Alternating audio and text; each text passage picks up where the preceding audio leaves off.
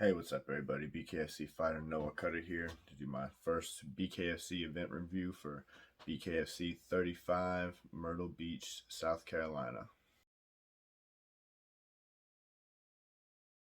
Final seconds of this fight. Morris on his back foot. Brown coming forward. Left hand, right hand. Morris looking to counter. Huge left hand from Brown. That is the end of a really entertaining fight.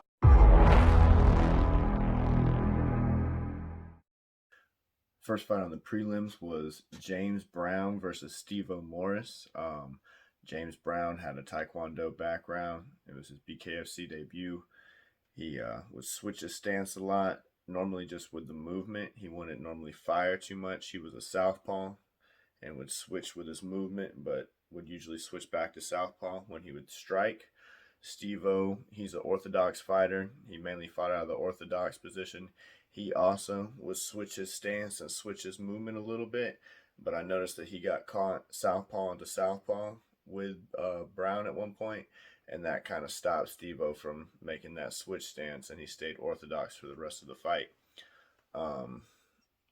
Brown had really good pop on his punches, meaning whenever he would throw, he'd always ha ha ha ha ha ha ha ha. Every time he threw, you'd always hear him with that breath. That's that Taekwondo background, mixed martial arts style. At one point, he feinted a kick. I don't think you're allowed to do that since you're not allowed to throw kicks. You're not allowed to feint a kick and then punch. But James Brown had a really impressive debut. Steve-O's a good fighter. I know he'll be back. But yeah, great debut for James Brown. Get down, Brown, and that he did indeed. Big right hand clean from Loken. Left hand. Huge right hand, and down goes Bramars. That is a clean knockdown. And all he's hurt. The next fight I had up was Marcus Brimage versus Trevor Loken. Marcus Brimage came out dressed as Vegeta. Trevor Loken, it was his professional debut. I honestly didn't think that he was going to have the experience to hang with Marcus Brimage, being a veteran, but I mean, Trevor Loken just came out there and steamrolled him. He pushed forward with aggressive, straight punches. Marcus Brimage came off the scratch line with a hammer fist, which again is pretty sure an illegal technique, but no warning given or anything like that. Fight goes on. Loken gets one knockdown.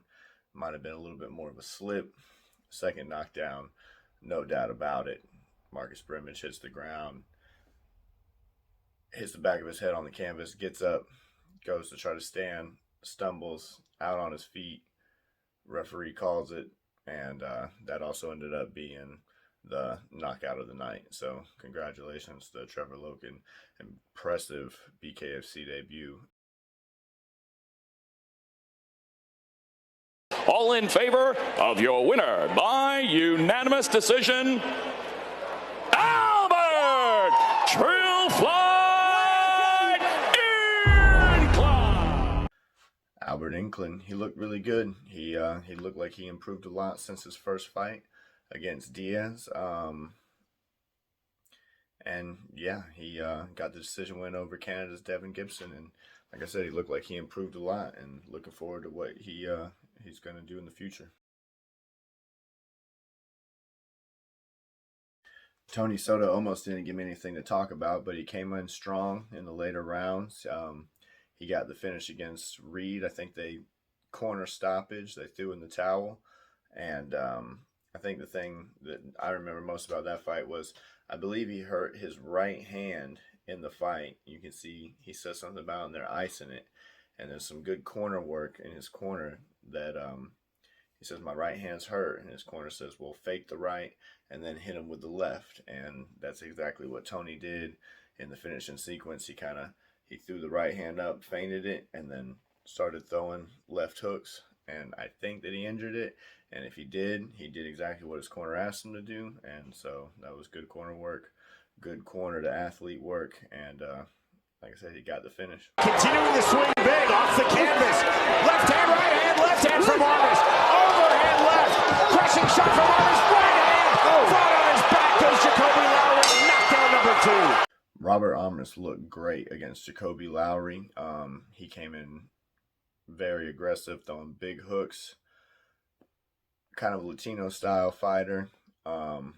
Moved forward when I think he got 2 knockdowns. So it was the second knockdown against Jacoby.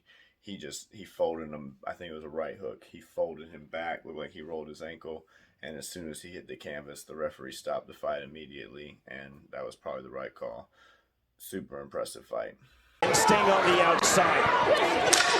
Final seconds, round number 3. Nearing the hips of Wynn is Dmitrieva, stalking pressure, closing the distance. In the women's division, we had Dmitrieva, who fought with kind of very much like a Philly shell style, versus Andy Wynn, who fought with a Superman style because she threw so many Superman punches in that fight. First thing I noticed was she threw one, and the referee said, "Don't throw punches and let your feet leave the ground."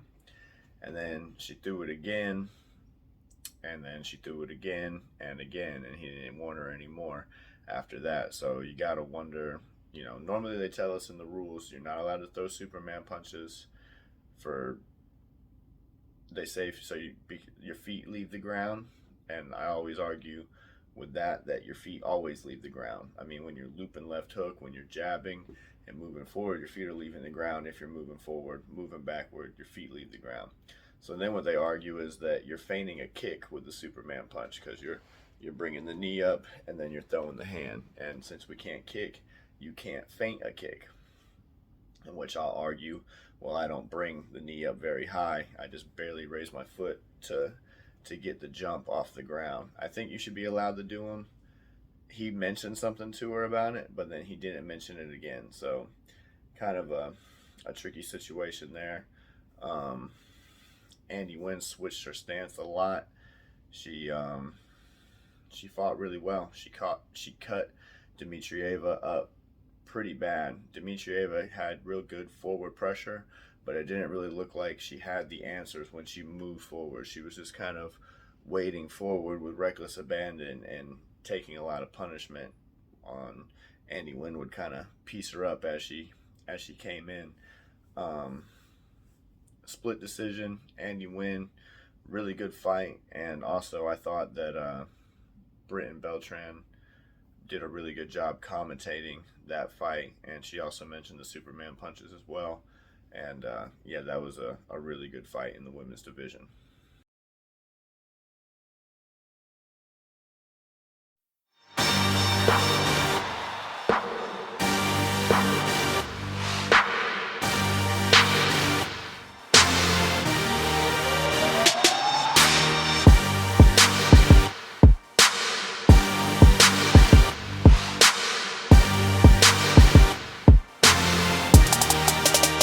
Next fight, we had Keith Richardson versus Justin Scoggins, and this was just a great fight. It was the fight of the night, and rightfully so. 2 local guys that just went back and forth, took it to each other. I think in the second round, they both got 1 knockdown apiece that was legitimate. Scoggins did really good switching his stance, using his footwork. He had real good head movement going a couple of rounds there. I believe that Scoggins won the beginning of the fight, and then Richardson probably won the second half of the fight. It was a split decision. It was really close either way. They gave it to Keith Richardson, majority decision. I believe it could have gone to Scoggins, but it's not like a robbery by any means. It was a very close fight. I could see it 3-2 rounds for either guy, depending on how you saw the fight.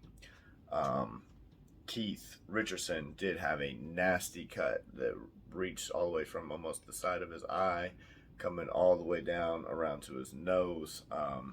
It was pretty brutal to even just watch him do his post-fight interview with that giant cut on his face. I'm sure he probably had to go to the hospital and get some stitches, maybe 2 layers of stitches. But instant classic, what a war, and both really tough guys. Scoggins, like I said, he definitely lost the end of the fight there. He got hit with some real brutal shots, and Richardson definitely came on towards the end there, and he was able to stop that movement.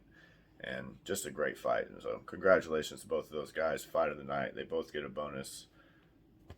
What more could you ask for?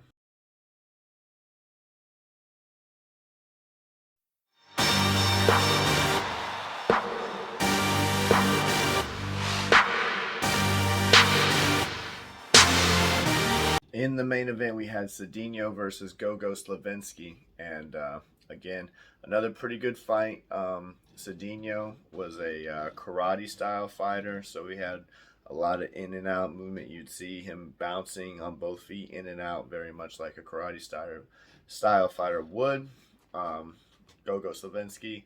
Also, the thing about this fight was they were open stance, meaning that Gogo was standing orthodox, Cedinho was standing southpaw.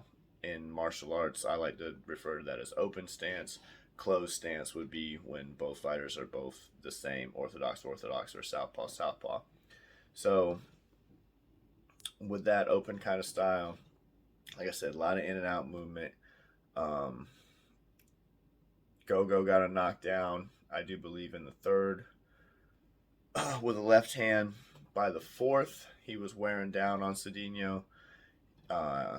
Cedinho at the beginning of the fight was doing a lot of grabbing, elevating him with double underhooks every time they would clinch, lifting Gogo off the ground. I think he might have gotten himself a little tired. In the fourth round, there was a knockdown that was a little controversial. It may have been a push. I think it was counted as a knockdown, and then you could kind of tell in between the end of the third and throughout the fourth that Cedinho was kind of withering a little. He was giving. He wasn't defending as much. He seemed like he was getting tired, and Gogo was just pouring it on. The referee stopped it in the fourth round. Cedinho just wasn't defending enough. In this stoppage, he tries to fight back and throw some punches. It's a little controversial, but I believe it was a good stoppage. He was beginning to take some unnecessary punishment, and if they would have moved into a fifth round, a whole nother round may have been completely unnecessary. Too tough for his own good, but a good fight. Gogo goes on to fight for the 165-pound belt against Luis Palomino, and that's sure to be a good fight. I thought he was pretty entertaining in his post-fight interview. He's pretty funny, talking about the pizza and fighting the 175 girl Mike Perry and stuff. So I thought he did pretty good. I thought he had a good walkout. He had a good performance. He gave a good post-fight interview. It's pretty much all the things you want to see in a number one contender. So looking forward to that fight versus him and Palomino coming up. And yeah, that was just a great card, man. And I hope y'all enjoyed the review. Thank you for watching. Big thanks to BKFC for the clips, for making this video. I hope you guys enjoyed it. I'm going to put my referral link in the description below, so be sure to get your BKFC app and watch my fight, Knucklemania 3, February 17th, coming up against Will Santiago. And big thanks to all the sponsors. Be sure to check out the Walkout Shirts, are still available on AMF.com.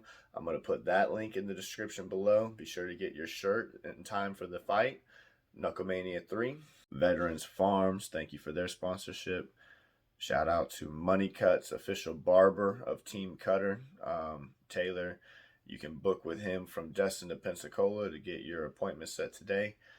Thank you to Main Street Fitness out of Defuniak Springs. Thank you to Kiss My Fist, Mary Jane's House of Glass, and Boxer Point. Thanks to all the sponsors. You guys, the support's been great for this fight coming up. Thanks to Dorian for doing all my edits, and everybody else. Thanks to everybody for being a part of Team Cutter, and I'll see you in the next one.